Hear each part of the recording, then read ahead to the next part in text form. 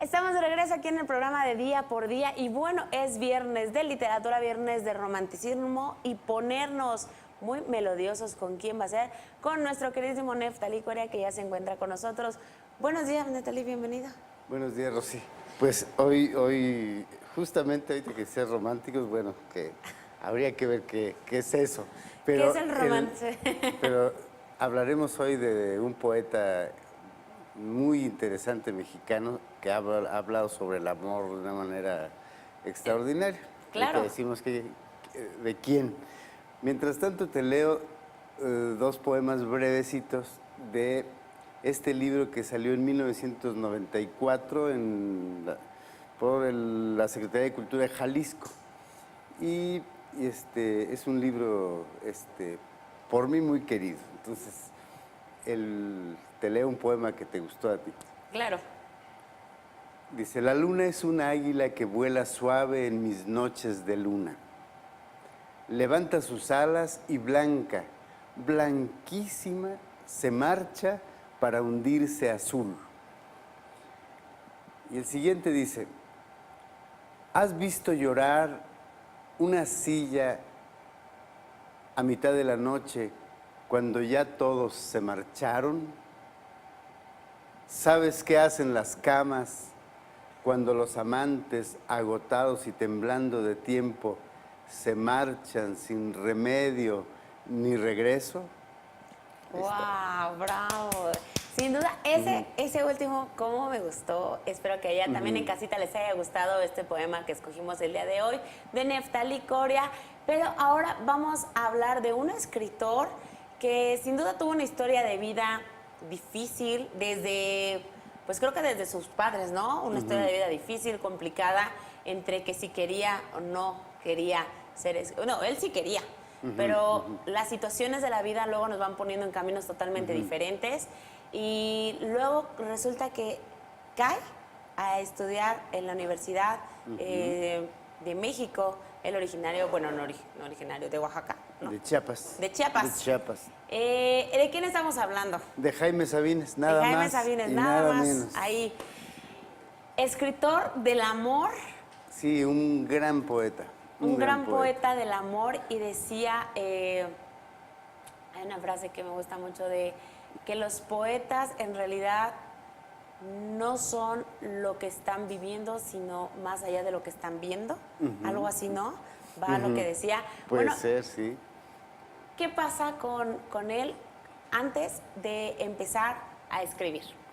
Fíjate que Jaime Sabines fue un poeta natural, como creo que han sido los grandes poetas, ¿no? Fue un poeta además,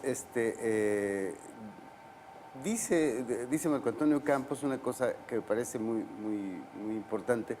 Hay dos poetas del amor mexicanos por excelencia. Uno es López Velarde, que es un poeta del deseo, y otro es Jaime Sabines, del amor realizado y del erotismo ejercido, digamos. Entonces, Jaime Sabines es un poeta que como esos hombres que saben escuchar con plenitud el mundo, la música del mundo, como decía Octavio Paz, el poema es un caracol que recoge la música del mundo, pero hay un hombre atrás, es el poeta. Entonces, cuando eso sucede de una manera natural, como se da en Jaime Sabines, por ejemplo, a mí me parece que son especies de milagros, ¿no? Es decir, fue un hombre, no fue un hombre erudito, por ejemplo, ¿no? Contaba Heraclio Cepeda, que en paz descanse, que lo extrañamos mucho, Heraclio Cepeda, que era un narrador de historias extraordinario, un poeta y un cuentista muy bueno, pero narrador oral extraordinario. Tenía un grupo de gente ahí contando una anécdota, ¿no? Y todos le poníamos atención, una cosa bellísima. Y entonces él contaba que Juan Bañuelos, Heraclio Cepeda, Óscar Oliva, otros poetas chiapanecos, Juan Bañuelos de alta talla, ¿no? Óscar Oliva también, creo que tres grandes poetas, posteriores a la generación de Jaime Sabines. Eran como sus alumnos disimulados, discretos, es decir, pero se iban a la tienda que tenía Jaime Sabines. Jaime A la tienda Sabines de telas. a la tienda de telas. Y entonces, entre cortar la tela y vender y despachar y darle las buenas tardes a las personas que iban a comprar sus telas, platicaba con sus amigos poetas. Es decir, claro, después cerraban la tienda. Y se quedaban en la chorcha. Y se quedaban a tomarse sus tragos y a hablar de poesía. Jaime Sabines fue un poeta por naturaleza, pienso yo, ¿no? Es decir, creo que empezó a escribir los poemas con una precisión.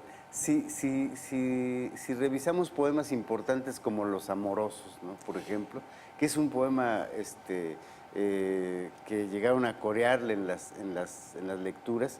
Yo tuve la suerte de asistir al homenaje, al último homenaje que se le hizo a Jaime Sabines en vida y que culminó con una lectura en el Palacio de Bellas Artes, que fue 3,000 personas le caben en el Palacio de Bellas Artes. 3,000 pues personas, había, uno estaban en el pero no, los pasillos llenos, la gente por todos lados, una señora junto a mí en el tercer piso que me tocó arriba, llorando toda la lectura, la gente pidiéndole Los Amorosos hasta que un aplauso de 9 minutos, ¿no? Es decir, no ha habido un poeta tan popular, tan querido, tan conocido por la gente que no lee, ¿no? Por la gente que no es asidua a la lectura.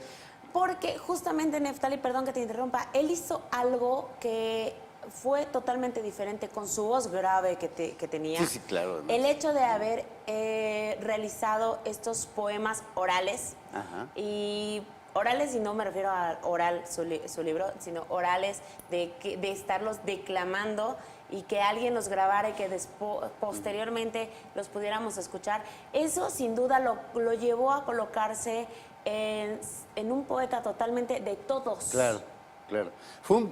Además la gente así lo sentía. Yo recuerdo ese recital inmenso en Bellas Artes, cuando él ya estaba en una silla de ruedas, estaba muy mal de unas operaciones de una pierna, y el palacio lleno, y cuando abre, aplaude la gente durante 7 minutos primero y al final 9, y resulta que lo hacen llorar, y se veía de verdad. Había una cantidad enorme de poetas mexicanos acompañando a esa lectura y muchísima gente. Y afuera del Palacio de Bellas Artes había una pantalla y había como 800 personas. Entonces, oyendo a un poeta leer sus versos. Eso es inusitado en México. Claro. ¿No? Entonces, digo, sería muy interesante que eso ocurriera por lo menos 2 veces al año, ¿no? Claro que eso pudiera pasar. Oye, hay una anécdota muy chistosa de Jaime cuando era niño, que fue un plagio que hizo, porque su hermanito había ganado el concurso de oratoria dentro de la escuela. Déjenme se les cuento esta anécdota muy bonita que encontré. Sí. Entonces, gana el concurso de oratoria, pero el hermano le daba mucho pánico poder asistir al concurso, ir al concurso. Entonces le dice al hermano menor, que era Jaime, que fuera él. Que fuera él el que diera el poema, que fuera él el que lo dijera y que fuera él en su representación. Eso le abrió las puertas y decía Jaime en una de las entrevistas que revisé, que eso le hizo darse cuenta que era aquello lo que siempre quería hacer. Desde chiquito lo supo. Claro, y además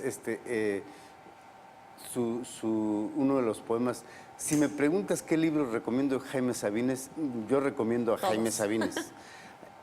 Hay un poema emblemático sobre la muerte, cuando muere su padre, un poema sobre la muerte del mayor Sabines, que me parece los poemas después de Manríquez, las elegías más profundas y más dolorosas sobre la muerte del padre.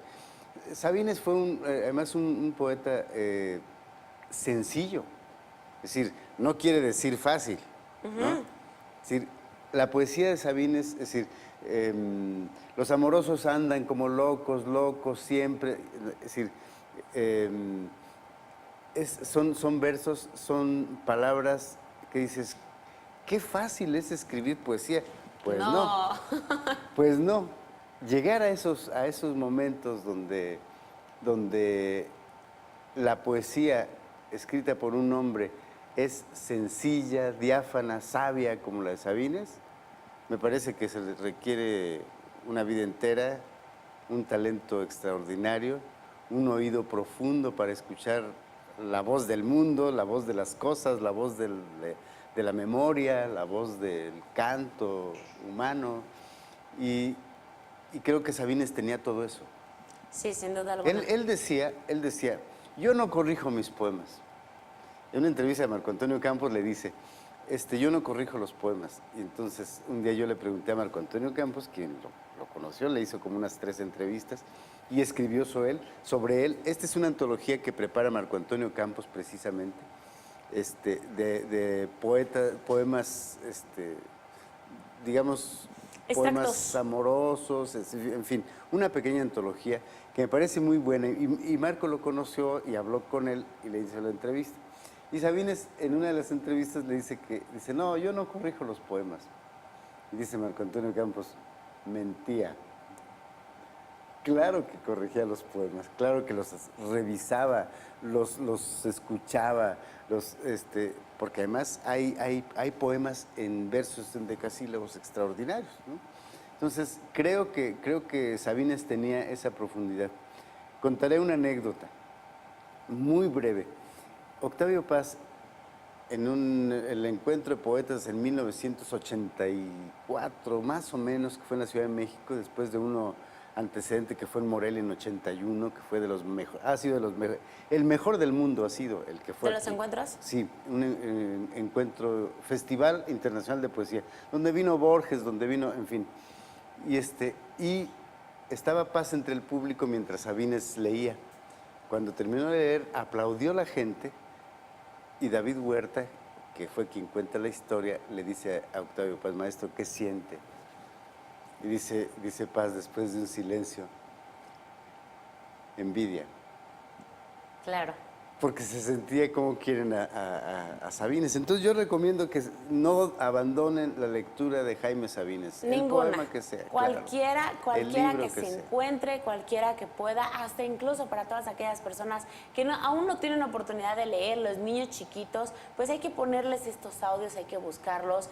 Tenemos en las redes en las redes tenemos un montón de información y también podemos encontrar sus poemas de todas las formas, tanto orales como escritos, para que uno los lea en los libros. Como sea, debemos reconocer este escritor, poeta mexicano que sin lugar a duda es, creo que, de lo más grande que ha dado a México y que nos debemos sentir muy orgullosos y sobre todo pues muy enamorados con él, muy apasionados también con él. Neftali, muchísimas gracias. Muchas gracias, Rosy. Hay que leer a Sabines, por favor. Hay que leer a Sabines. Vámonos a una pequeñísima pausa comercial y regresamos. Esto es Día por Día.